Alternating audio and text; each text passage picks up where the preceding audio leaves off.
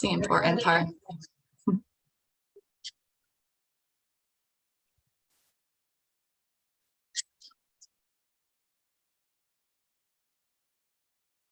Okay. It is almost noon.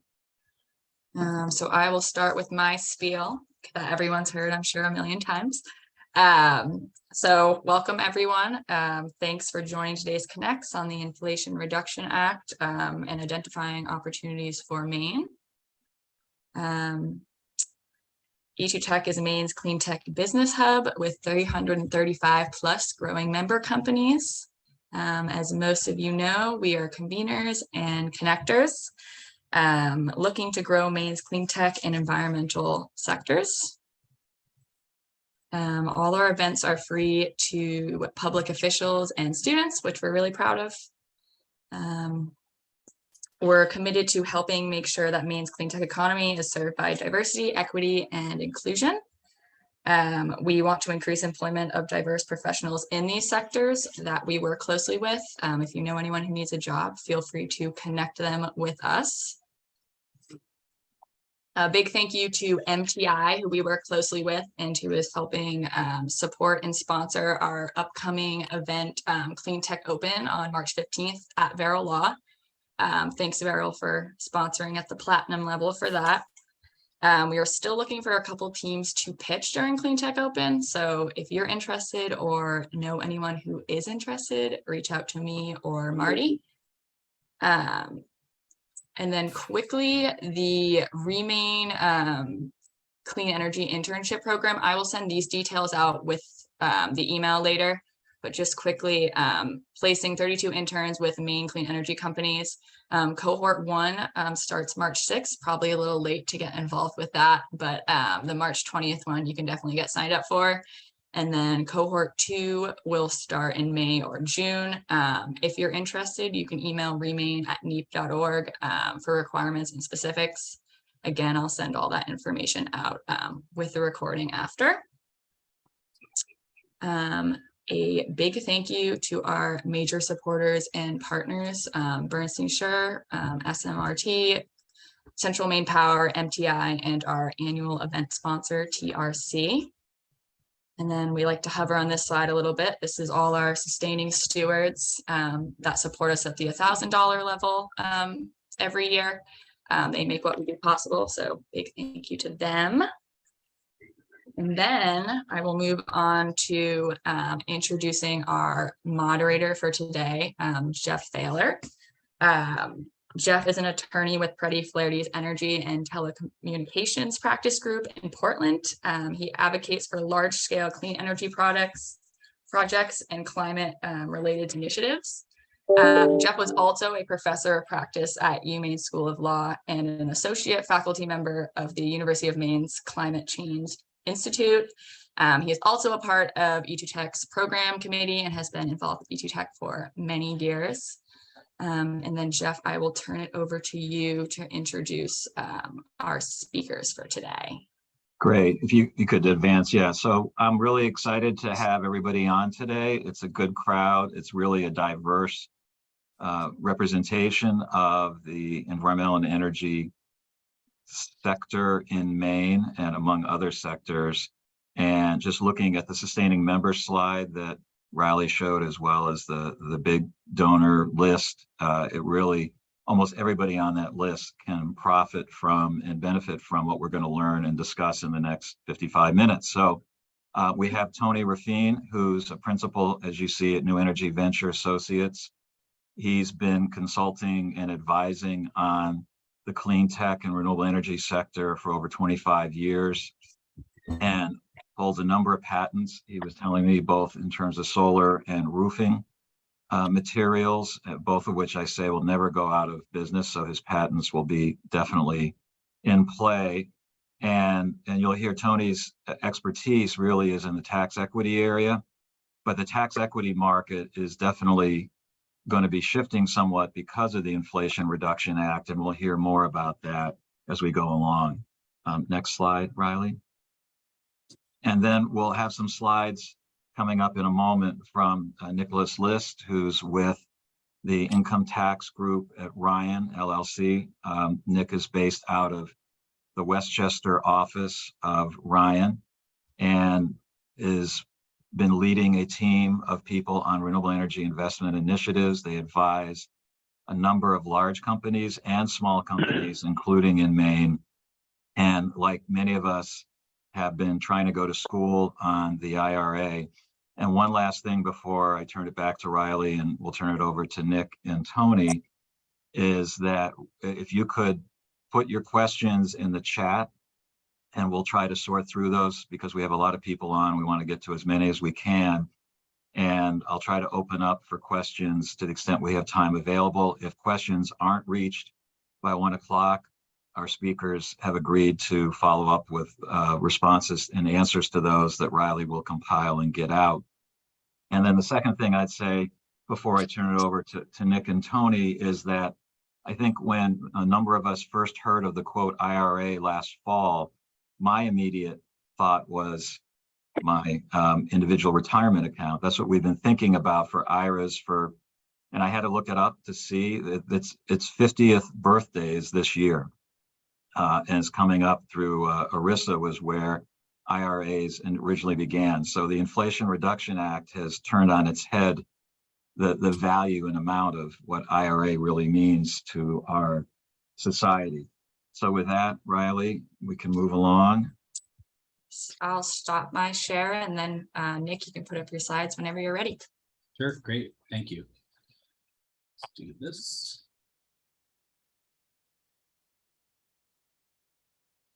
Okay, so thank you all for taking the time to be here with us today.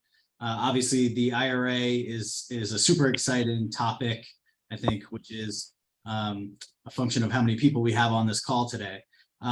So we're going to cover a number of topics. So we'll broadly cover the IRA, some of the changes that have occurred as a result of the IRA, what kinds of credits are out there, tax credits are out there and available as a result of it, what types of technologies qualify, and then we'll get into some of how you qualify for those credits. You know, what I always say is we thought that the IRA made things more simplistic when I think, you know, with some of the investment tax credit adders and other requirements that now go into these credits, it's added additional layers of complexity. So, you know, there's a ton of opportunity with these credits, but we have to be mindful of those requirements to ensure that we're kind of maximizing our value. And lastly, we'll cover credit monetization, which I'm sure is top of mind for many of you as it pertains to the direct pay and transferability provisions of the code. So broadly, you know, this is essentially the largest investment that the federal government has really ever made into renewables. It's expanded the definition of renewable energy greatly and provides benefits to a ton of projects that may not have gotten benefits in the past. So I kind of think of what the IRA provided in 3 buckets. So first, it expanded the technologies that it qualifies, expanded the definition of projects that qualify. It expanded the amounts of credits. So, you know, the investment tax credit was previously in a phase out. It was at 26%, was set to go down to 22%. It increased that ITC back to a potential 30%. With additional adders on top of that up to 60 or 70% if you kind of have the perfect storm. We'll talk about how you get to that. And then the third piece is it made it easier for these credits to be monetized. You know, historically, these were non-transferable credits. If you didn't have a tax liability, a federal tax liability, it was difficult for you to monetize these credits. Now with direct pay and transferability, it gets a whole lot easier, and we'll get into all the specifics of that. So this is just a brief overview of some of the credits that qualify. We're going to focus specifically on a few that I think are probably pertinent to you all. The first one being the investment tax credit, which has historically been under Section 48 and will continue to be under Section 48 essentially through 2024.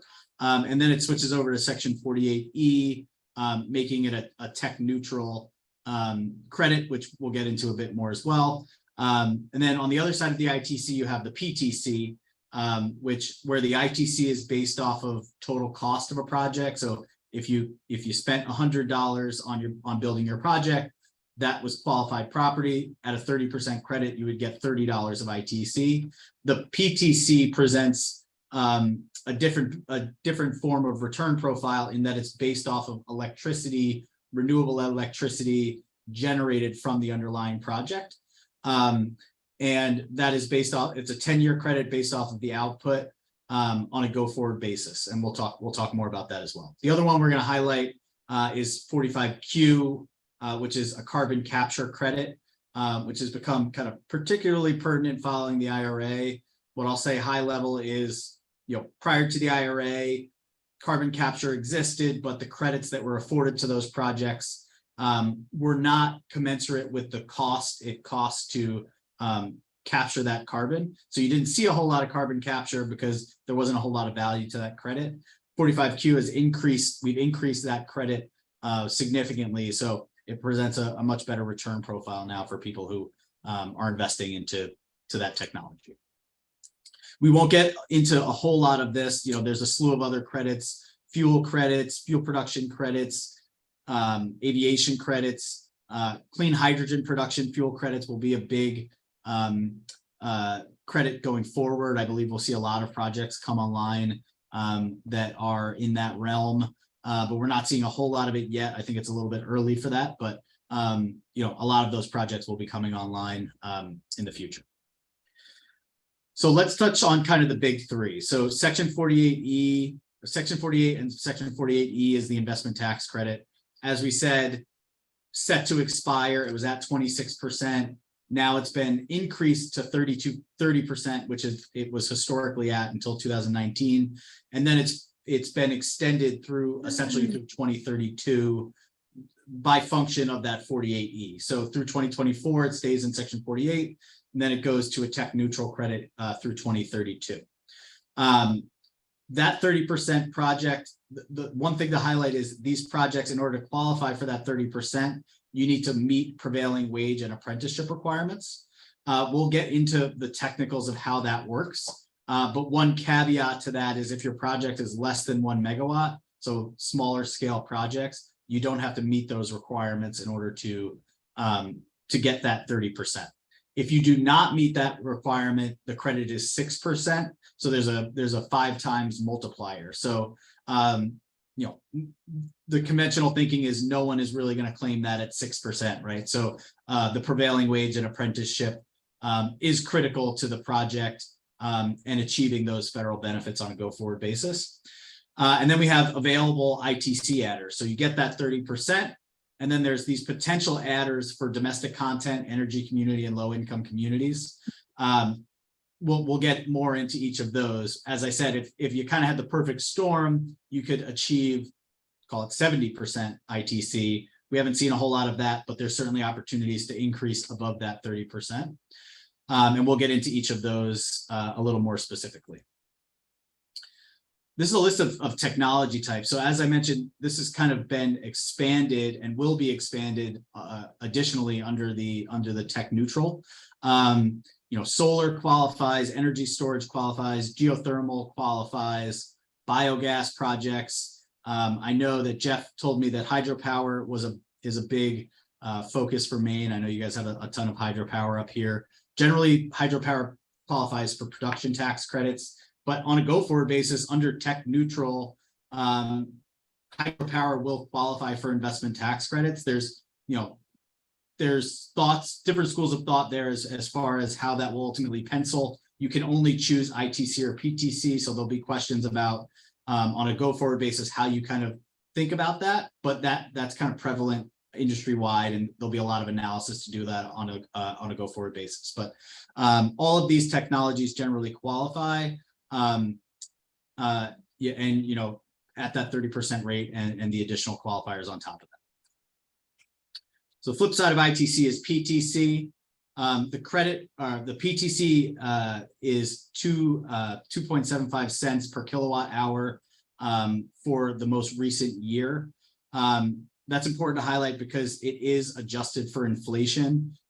So that PTC rate goes up over time. I like to highlight that because to my previous point, it goes to that value prop ITC versus PTC on a go-forward basis, where The ITC is at 30%.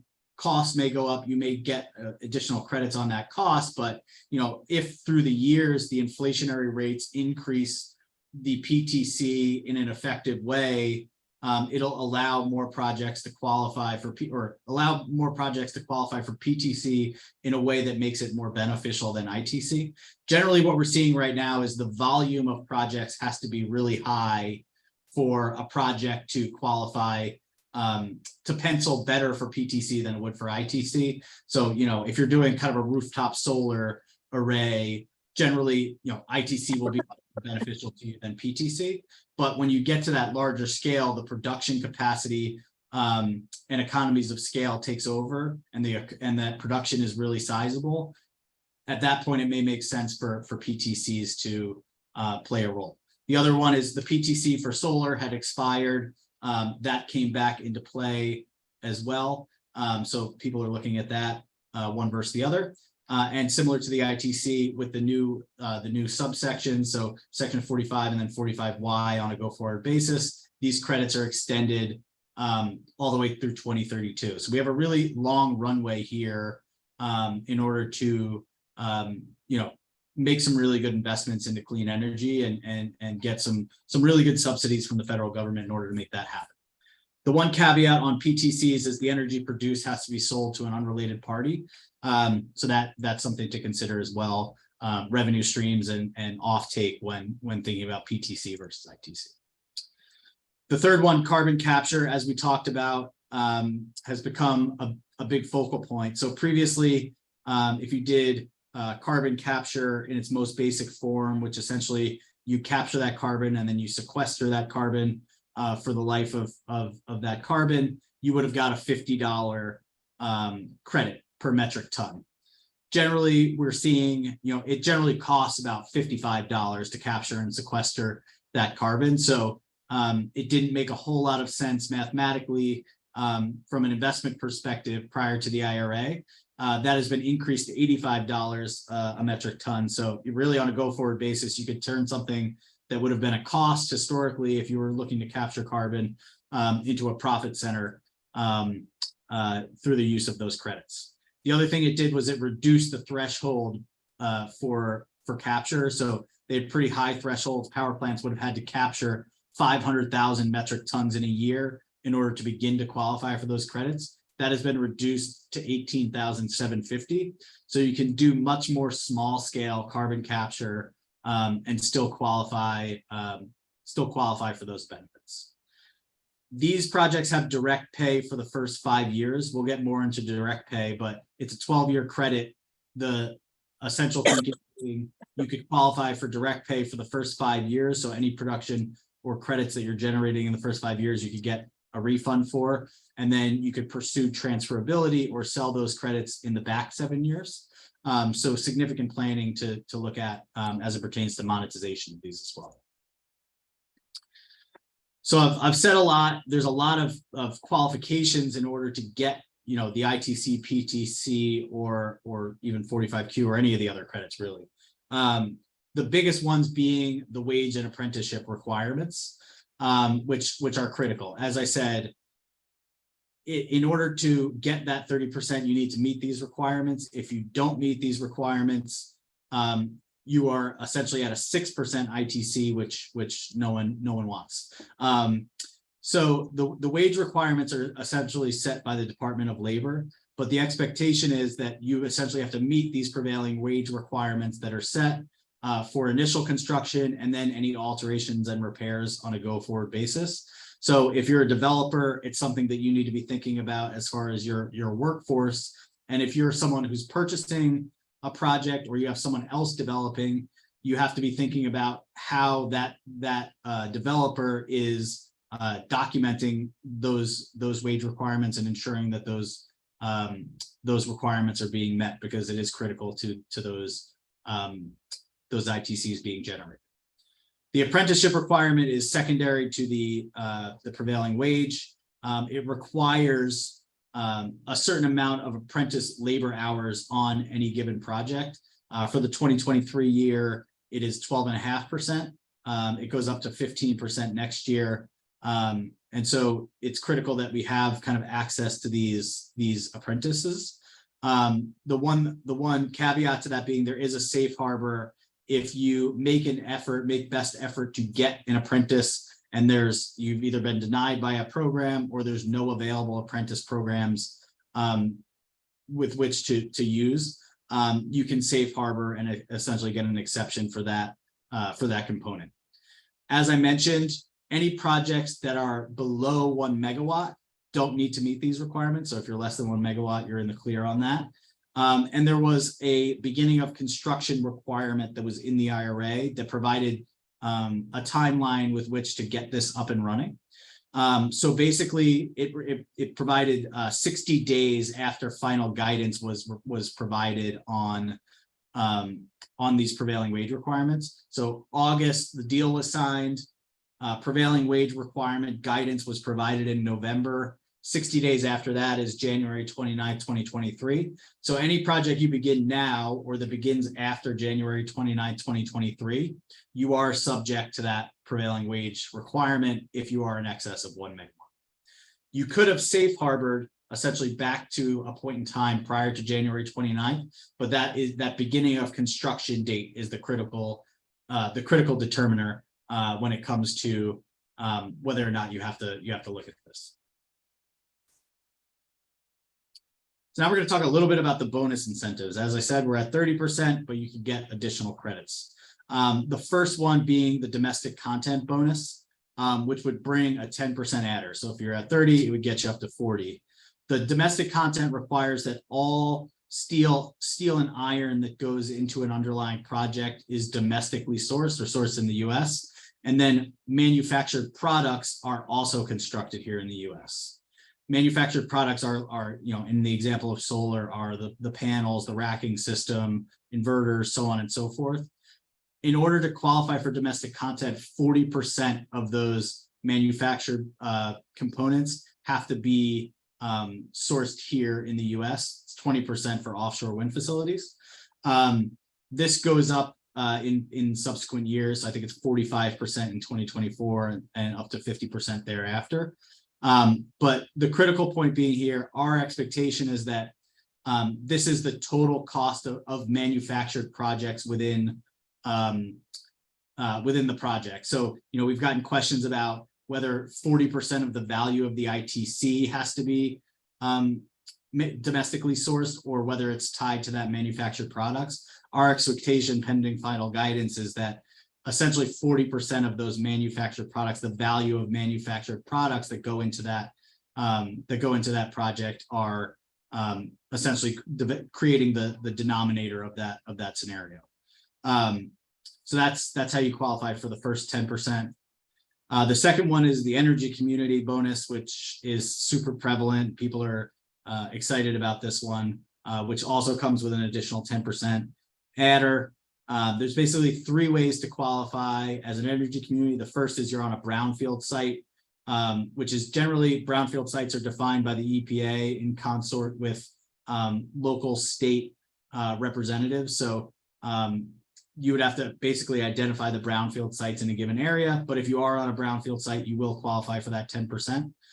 The second more simplistic one is if you're in a census tract that is adjacent to a coal mine that closed, that would potentially qualify. And then the third is a qualitative test around direct employment and tax revenues. So essentially, if 0.17% of direct employment in a census tract or statistical area, or 25% of tax revenue is from historic fossil fuels, and if those unemployment rates in that area are above national average, you can qualify for the energy community. This somewhat there's some different schools of thought as to how people view the unemployment rate piece of it. So we certainly need final guidance, but we can get a pretty good idea of whether we believe that you'll qualify for that energy community based off current facts and circumstances that we have. The third is the low-income community. We don't have a slide on it. The low-income community essentially provides between a 10 and 20% ITC adder. We just received guidance on that a couple of weeks ago. which essentially details how those projects will be qualified. Generally, you could get a 10% adder if you're in what's deemed a low-income community, which is broadly defined as a community with a poverty rate in excess of 20%, or a community that has a median income less than 80% of the median income level of their statistical area. So we can do a ton of analysis on that, but that's relatively straightforward. The 20% adder is reserved for projects that are that benefit economically the low-income communities. So if the individuals in the community are provided the financial benefits through, as an example, reduced energy costs or energy costs at a discount, you could potentially qualify for that 20%. So now that we've covered kind of all of the credits that are available, how we go about qualifying for these credits, the question becomes, how do we monetize these credits? As I said, historically, the way that credit monetization has occurred is through what we call a tax equity transaction, which you had essentially a partnership structure where an outside investor who is a major corporate or a bank who has a ton of tax liability would enter into a partnership arrangement with a developer of a project who is going to own that project and generate that ITC, but doesn't have an investment tax credit available to them. And they would form a joint venture. Essentially, the outside investor would take all of the tax benefits, so the depreciation, the tax credits out of the project in exchange for essentially an infusion of cash capital to offset the cost of those projects. That is how it's been done historically. Now, there's a couple different avenues for monetization of these credits. The first one is direct pay. Direct pay is available for not-for-profits and entities that are state and local municipalities. This is critical, right? Because if we're going to progress green energy the way that we want to, we need our municipalities to be able to kind of have access to that. Historically, they've had to do something along the lines of community solar or have an outside third party come in and own that project so that they can monetize the benefits. They would not have had access to those benefits before. So direct pay is available to not-for-profits and state and local municipalities for projects that are placed in service beginning 1/1/23. Basically, the way this works is it's facilitated through a tax refund. So there'll be a filing process, which is yet to be defined, but there'll be a filing process where you claim those investment tax credits and ultimately receive a refund from the IRS the same way as you would otherwise.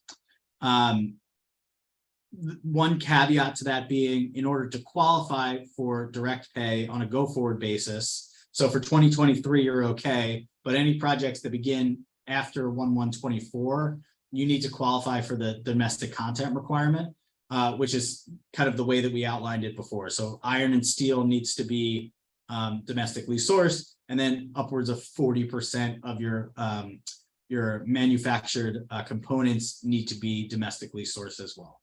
There's a few exceptions to that, similar to prevailing wage. If the project is less than 1 megawatt, you don't need to meet these requirements. And then there's a couple of caveats that allow you an out. The first one being, if you can prove that the cost of doing domestic content will increase your cost more than 25%, then you don't need to pursue it and can still qualify. The second one being, if domestic products are not sufficiently available at that time, you would also be able to qualify without doing it. That is a big problem at the moment. Everyone's clamoring to get their hands on domestically produced components so that they can qualify for that additional ITC adder. But there's just not enough production in the US right now. It's certainly ramping up, but we'll see how it goes over the next couple of years. So that might become a prevalent exception, at least for the first couple of years of direct pay, given where we're at with domestic production. A few things to highlight.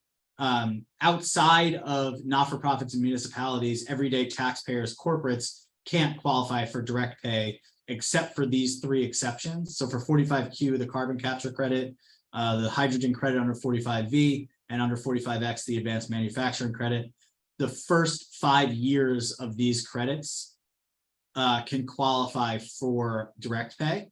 And then subsequently you can qualify for transferability, which we're about to get into. But the highlight is even if you're a corporate taxpayer or don't meet the threshold of being a not-for-profit or a local municipality, if you're qualifying for one of these three, you have a 5-year runway where you'll be receiving cash payments directly from the government. And then transferability, which is really the topic of the day. Everyone is focused on this at the moment. It's the means for renewable developers to go forward in an efficient manner and in a way that allows them to more easily monetize these benefits. With these being transferable, there's a lot of things to kind of consider, right? Historic tax equity has been limited to solar and wind, we'll say. And it's dominated by a few major players. Generally, major banks and a few insurance companies own, call it close to 90% of the tax equity market. And so they have very stringent requirements of what kinds of projects they invest in, what their counterparties look like. And so it leaves a lot of kind of emerging technologies or emerging developers out in the cold, not able to get tax equity, which is really why transferability came around. So for those companies that may not have been able to get tax equity for a number of reasons, one, as I mentioned, maybe it's a technology that doesn't really fit the mold of traditional tax equity, or the balance sheet of the seller is not the strongest, or they're a newer company coming online. Maybe that didn't allow them to get traditional tax equity. And then offtake strategy. Generally, project owners who are doing tax equity like to have call it a strong revenue stream in the form of PPAs or power purchase agreements. So if you're going to get tax equity, people want to see long-term line of sight to those revenue streams. So if you have a project that's merchant, generally you wouldn't have been able to get tax equity. So for all these reasons, if you have projects of any of these type, transferability becomes your next best mechanism, in that essentially you could sell these credits through a bill of sale, and buyers are not as focused on the revenue streams of the project or the project type. They're more apt to provide an investment through that sale than they are through a kind of a traditional tax equity structure. There will be a bifurcation of the market, though. I expect about 50% of the market to stay traditional tax equity and 50% to go transferability. The traditional solar wind developers that have been around, that have had access to tax equity, will continue to do that. But it's really the emerging technologies, standalone storage, renewable natural gas, green hydrogen, that are leading the way to transferability and that will be going transferability. The reason people will stick with traditional tax equity is because there's a number of benefits to traditional tax equity that are currently not contemplated in tax equity or in transferability, which the biggest ones being the step up in basis. So in a tax equity transaction, when you sell that project, you get a step up to the fair market value. Transferability is generally going to be done at cost via a cost seg. And the other is depreciation. So obviously these assets give off depreciation. In tax equity structures. You can monetize those to an investor, whereas you'll be left with that depreciation in a transferable deal. So those are kind of two benefits to developers going traditional tax equity, that if they have the opportunity to go that way at the moment, it seems that it'll pencil a bit better for them. But it does provide benefits. It alleviates kind of structural complexity. You don't have to do this big partnership. There's less legal costs, and then it doesn't affect your business strategy. So if you don't want a PPA, you don't want to be bound to an investor or operate your business in a specific way. You want to be able to be more nimble or operate in a merchant through merchant revenue. Transferability might be more appetizing to you because you don't have an investor with you. You're just selling the credits off the top. This is a list of credits that ultimately qualify right now for transferability, with the caveats being the ones that have the stars are eligible following the production period. So 45Q, as I said, it's 5 years, and so on and so forth. So I think this is a really important topic. So as sellers of projects or sellers of tax credits, what is really required? What makes a credit appetizing to an investor? And what do we need to do to get our credits available for sale? And this is really a list of some of the representations and the legal things that you'll need to provide in order to get an investor to purchase your credits. First one being project ownership structure. So generally, if you're selling credits, as I said, in traditional tax equity, people would have been worried about revenue streams, making sure that they're getting their cash out of the deal, so on and so forth.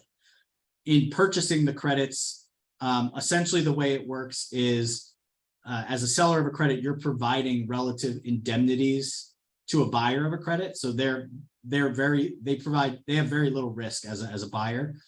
You're absorbing the risk as a seller, which is mitigated through other tactics such as the cost seg and all the diligence that goes into the project. But the ownership structure becomes critical because those indemnities are serviced by a guarantee, which generally comes from the owner of a project. And so corporate financials, while they're less important than tax equity, are still critical on a go-forward basis. We'll talk further about some additional ways to remedy that, so don't worry about it too much. But it's certainly a critical point that we need to make representations about if we're going to bring these credits for sale. The second one is that you have to be an eligible seller. So you cannot be a not-for-profit or a government agency. You qualify for direct pay. You don't qualify for transferability. So you have to be an everyday taxpayer or outside of the realm of someone who qualifies for direct pay in order to be able to sell those credits. Transfer eligibility, it has to be a credit that's generated in 2023 or later, and it can't have been transferred before. So you're basically providing representation that you've never transferred this credit. It's the first and only time that it'll be transferred, and that it's a good credit that was generated this year. You can't, if you have $100 million of credit carry forwards on your books, you can't transfer those. So you're making representations about that. And then, certain representations about the project itself. When did the project begin construction? What's the place in service date? Did we meet those wage and apprenticeship requirements to make sure that we're qualifying for that 30%? And then what is the credit basis of that project? Those are kind of the most critical points. Wage and apprenticeship, what we're seeing right now is projects are generally safe harbored back to before January 29th. So we haven't seen a whole lot yet as far as diligence on wage and apprenticeship requirements, but the beginning of construction requirement becomes critical at that point, because basically what you need to provide is proof that we began construction, we've safe harbored to be before January 29th, 2023, so that we don't have to diligence those, but you do have to provide the background on beginning of construction. And then the basis of the project. So credit basis is generally supported. You'll need to have a cost seg performed to come up with that ITC eligible basis, or the PTC reporting that will ultimately be done to provide what the output was for a given year. But essentially that needs to be a third-party report that's provided and then ultimately diligenced by the buyer in considering the purchase of those credits. As I mentioned, as the seller, you are providing guarantees to the buyer in order to limit their risk. Obviously, they're not involved in the project. They're really just here to buy the credits at a discount. So the burdens of the project fall on you as the seller. So you're going to provide warranties and guarantees against basis risk, as we just referenced, recapture risk. So the ITC has a 5-year recapture. You have to keep that project online for 5 years.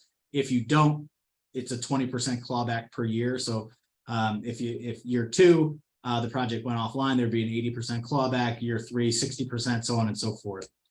So you're making representations about ITC risk or ITC recapture risk, basis risk, and then the factual representation. So all the items that we just listed, you're providing a guarantee that you have not misrepresented anything about the project. The credits are good credits, and that they are available for sale.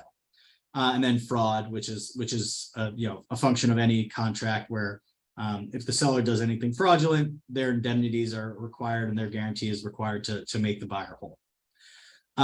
Generally, timing of these transactions, what we see is a lot of generally people will buy these credits at placed in service, which is consistent with tax equity. So they don't take on construction risk. They're not going to buy it before the project is placed in service, but at placed in service is generally when people will begin purchasing these credits.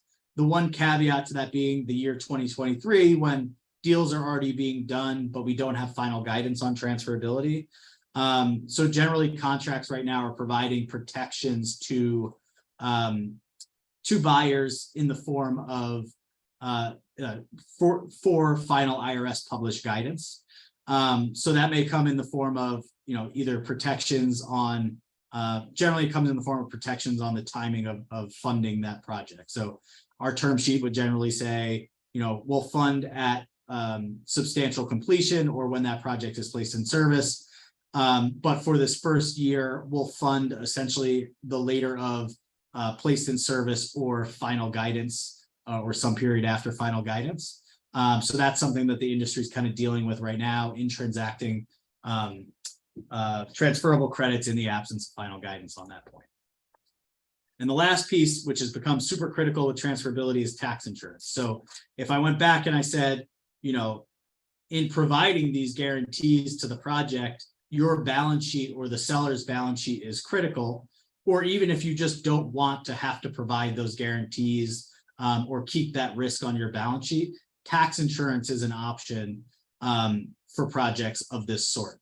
So, if your balance sheet's not very strong, tax insurance is an option to basically transfer that risk to the tax insurance company, fully indemnify the project. And so if you have, a B- rating, you're basically taking on the credit rating of the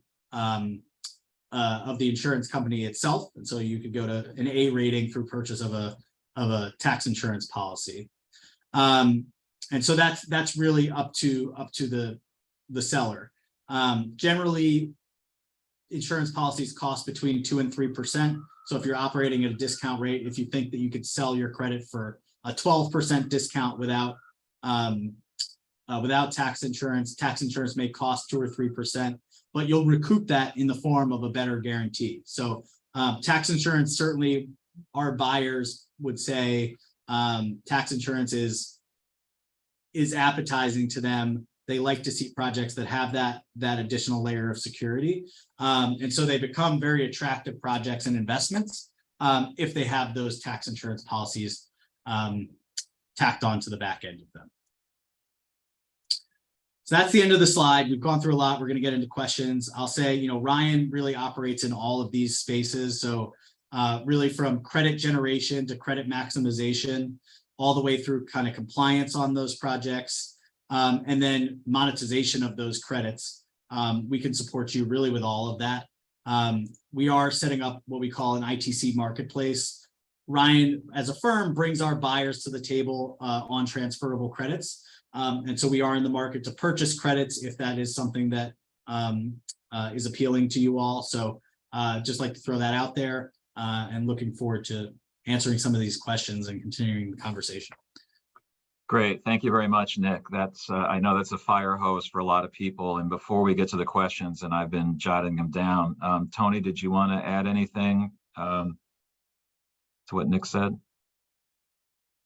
No, only to say that it is an evolving market, and as a tax equity person, life had been solar and wind for a number of years. Specifics into how some of the newer technologies are going to be accepted by the IRS are still evolving. So if they look like the solar market, they'll be very clear. If they look like something new, then the price of those credits may become a little trickier. So right. As an example, we're doing our first renewable natural gas project right now, and people are super comfortable with that looking like solar in terms of the transferable credits. I can't swear that everything else will land in the same spot. Great, thanks. So let me just tee this up, and I will get to the questions. And for folks on this webinar who are not attorneys, not accountants, I know it's a lot of information, but why it's really relevant for Maine and New England, this is a $369 billion package, the IRA for clean energy. And a recent study by a consulting group, RMI, predicts that by 2030, this could generate 5,000 new jobs in Maine. So if you think about 5,000 new jobs, that's quite a bit in 7 years. And I want to, before I go to the list, and it sort of relates a little bit to Adam's first question on transferability, but Nick, my hypothetical Maine-based is we have a lot of dams in Maine, small and large, but if you think about we have a lot of small cities and towns, municipalities. So if there's a small hydro facility in a small city or town, and the community, the city, and the developer would like to repower it or maybe get some incremental changes in it, what would be the best approach under the IRA, recognizing that not all the rules of the road are out yet, but would it be for the town to buy the facility and run it itself, or would it be somehow for the developer and the town to have some kind of direct pay transferability arrangement?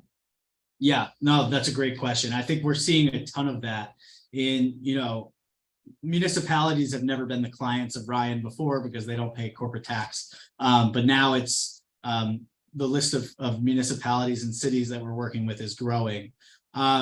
Generally, there is a cost benefit analysis to be done there.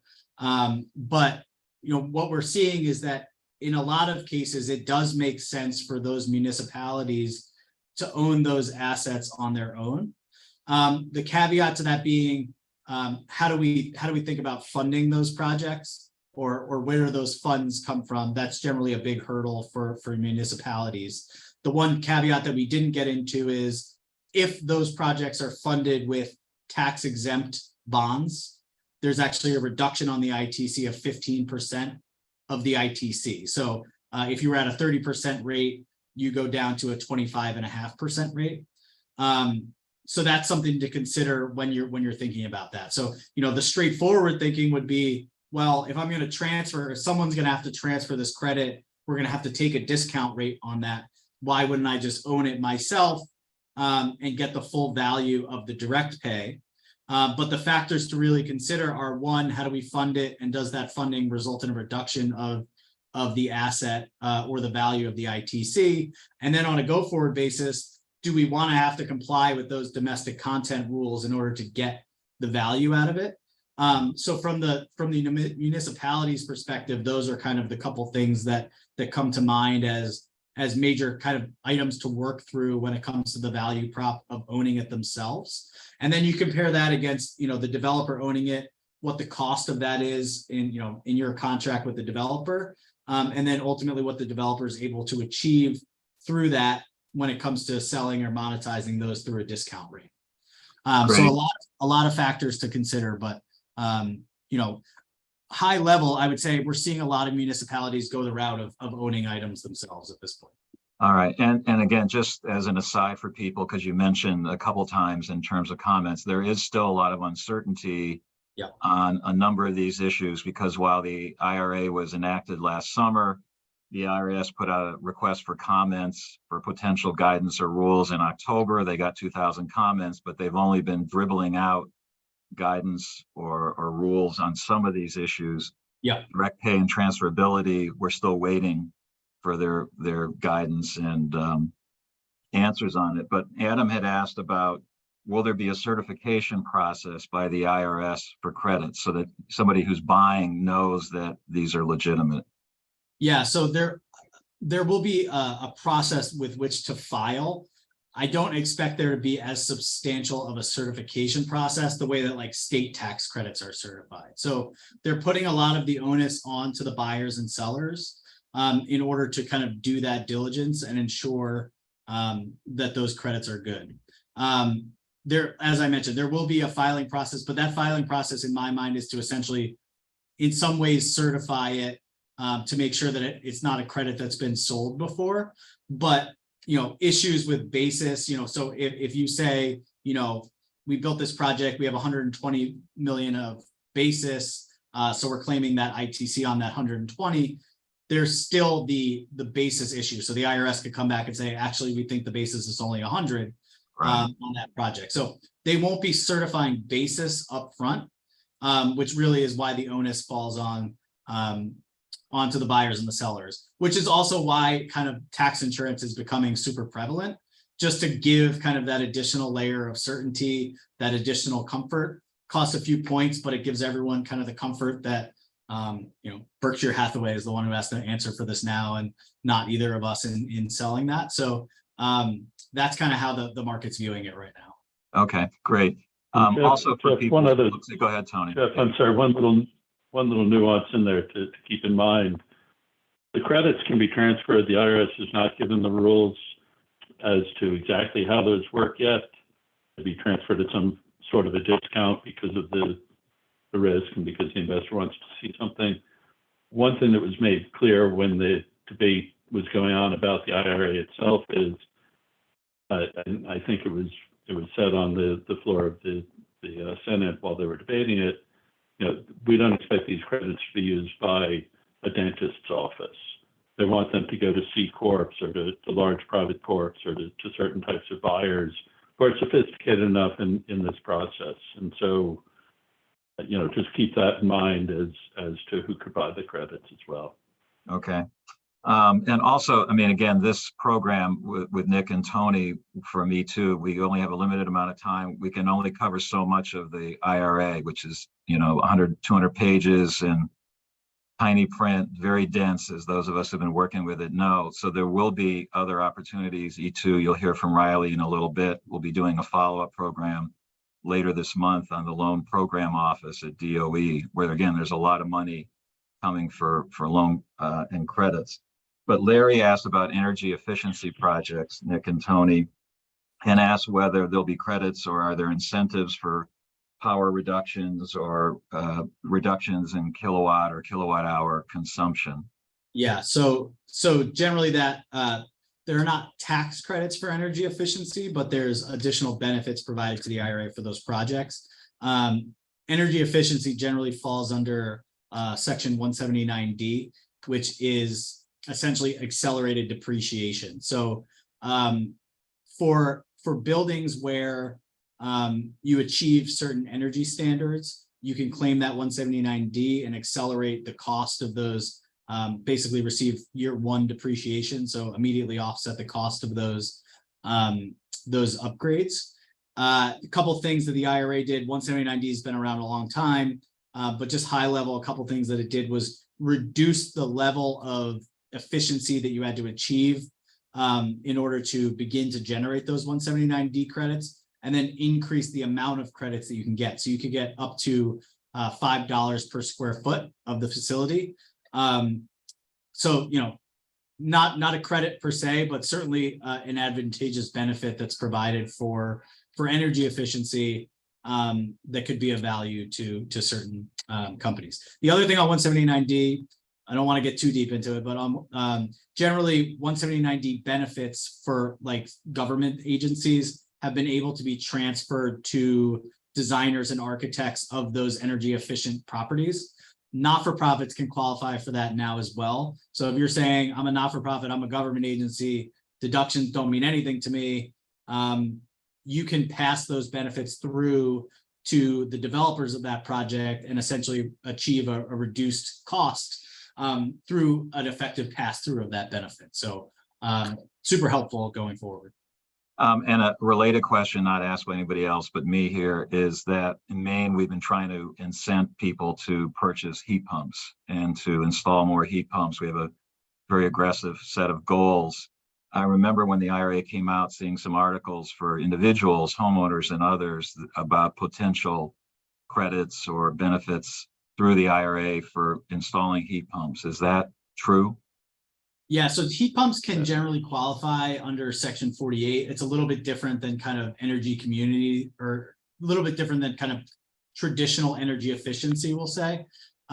So that's probably an expanded conversation to talk about, Jeff. But in some ways, yeah, I would say heat pumps can generally qualify for investment tax credits, aside from kind of your traditional energy efficiency, which we view as HVAC, lighting, building envelope, like true building efficiency. Okay, good. Yeah, and our work is really in the corporate tax side, and in the individual taxes. There are tax credits up to $10,000, I believe, for low income conversion to heat pumps, 2,000 for middle class and Right, up. right. The other caveat is that those are going to be defined by the state agency. So the IRS is going to put out guidance, and then the state agency is going to be putting out some guidance. So I wouldn't expect to see clarity on that before the end of the year if we're lucky. Yeah, unfortunately, this is a process. This whole thing is going to be a process for all of us. So Nate asked a question, Nick, about domestic material and whether that will be subject to the Buy America or Buy American requirements. Yeah, so I think domestic content's one of the items that we have not gotten further guidance on. That's why I was a little bit speculative when I talked about it. But I think conventional wisdom is that many of the provisions that are in Buy America will be included in some of that guidance. The caveat being, as I said, there's the critical point at this moment is the 40% threshold. So, if you could get your hands on domestically sourced solar panels, great. You'll be able to qualify for that domestic content. But if not, depending on project type, depending on if you can get, appropriate materials, it may be more difficult. But I guess for the moment, I'll just say conventional wisdom is that, yes, a lot of the provisions in Buy America will be mirrored in the final guidance for domestic content. Okay, we've got a few more questions. We'll try to squeeze them in, Riley.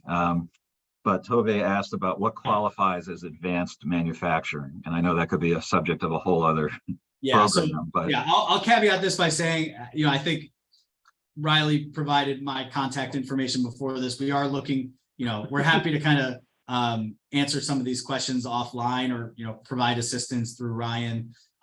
Generally, advanced manufacturing is tied to the production of energy properties, right? So, if you're manufacturing panels or inverters or things like that,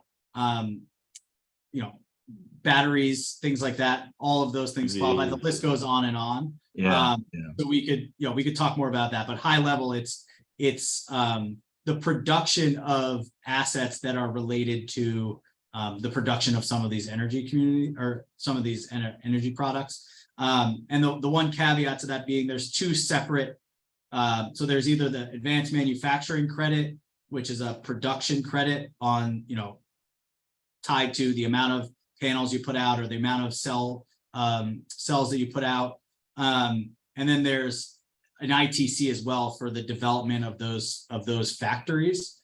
So yeah, that's a much more long-winded conversation, but certainly benefits available on advanced manufacturing. Yeah, and I would say that if anybody wanted to, but you could ask other people too, there are a number of key definitions in the IRA that you have to actually go read pretty carefully. Just like brownfield is not what we traditionally think of as a brownfield, for example. So you really do have to read the provisions word for word. Kay asks a question, which I think I know the answer to, but I'm going to let Nick go first because it asks whether in terms of direct pay, would public entities include not just municipalities, but also things like school districts or water districts? Yes.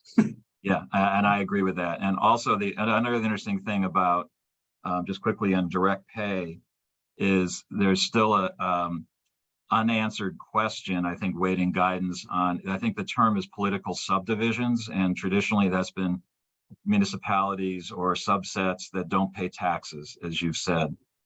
Public universities or public community colleges felt like they might be excluded depending on past IRS interpretation of those terms. So they filed comments on that. So just for the benefit of others, that's still, I think, a pending question. Yeah. I think that they will be considered. Yeah, to qualify. I'll stand behind the need for guidance, but I think our conventional wisdom is that public universities would qualify at this point. Right, and subsets of that. Yep. Brad asked about carbon capture and whether that would cover carbon sequestration materials that would qualify for the credit, or does it involve actual capturing of emissions or both? Yeah, so the credit is generated by the entity that performs the capture. So I guess the short answer is the sequestration, generally the way it works is whoever's doing the sequestering, that's basically a cost to the project owner who's getting that credit. So in that $55, if I said 50, it costs $55 to sequester, and you're getting an $85 credit, it's because there's about $15 to $20 built in there as a cost of sequestration. But you do not get a credit directly just for kind of the individual sequestration portion of that process. Okay. And we're heading up to our 1 o'clock deadline. I'm going to squeeze in one more just because Aga had asked the value of the ITC direct pay rebate. Is that reduced if a municipality finances a project through federal grants or loan programs? The short answer is yes. As I said, if it's a loan, it gets complex, but if it's a loan, essentially I would factor in a 15% reduction. So if you're at 30%, I would factor in 25.5%. Grants, there's a lot of questions around grants as it pertains to direct pay, and whether that will ultimately reduce it. I would say at this moment, I would think yes, but it depends on kind of the type of grant and what the purpose of that grant ultimately was. Yeah, great answer. And so Riley, we got it all done under budget, ahead of Yes. right on schedule. So I'm going to turn it back over to you and thank everybody for their patience for hanging in there on this complicated subject.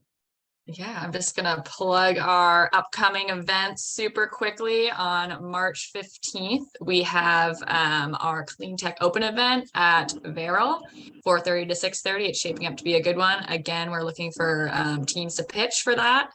And then a follow-up, the clean energy financing on March 29th. Same format as this, from 12 to 1 as a kind of a follow-up. So I want to thank Nick and Tony and Jeff for moderating, and for everyone for tuning on today.